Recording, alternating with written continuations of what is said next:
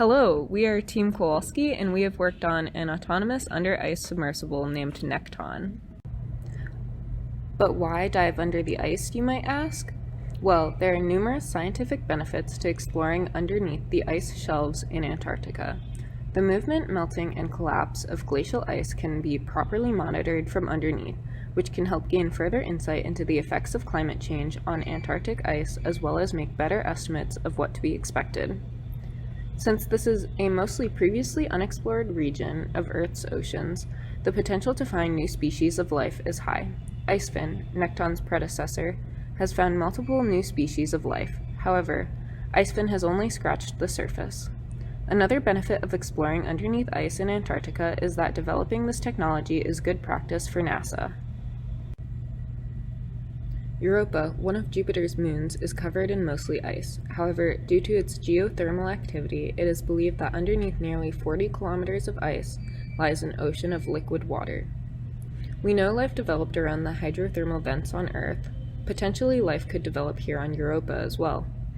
A small light craft capable of fitting through a small borehole in the ice is essential for exploring this extraterrestrial ocean. So currently, there are two main competitors for NEKTON, Nereid and Sea Gliders. Nereid is a very large HROV that must be deployed at the edge between the ice and the ocean. With a long 40-kilometer range, it can explore great regions with its numerous scientific instruments on board.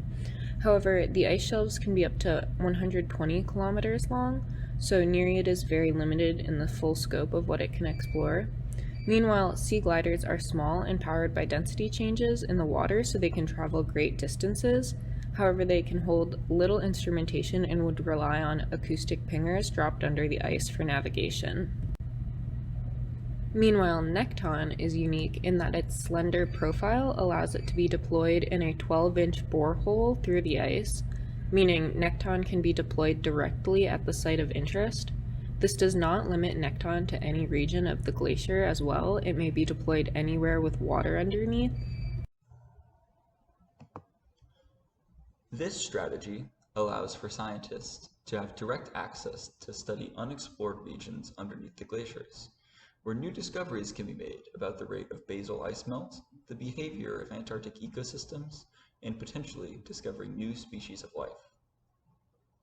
So, we met with our sponsor, Dr. West, to get caught up on the project's current state and to outline the scope of our contribution for this semester.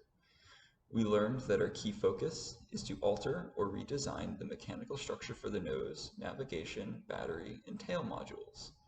We continue to meet with Dr. West on a weekly basis to update him and to get feedback on the progress we made. We split into subgroups and began the ideation and design process. Using SOLIDWORKS, multiple design ideas were formed and compared using evaluation matrices and morphological charts.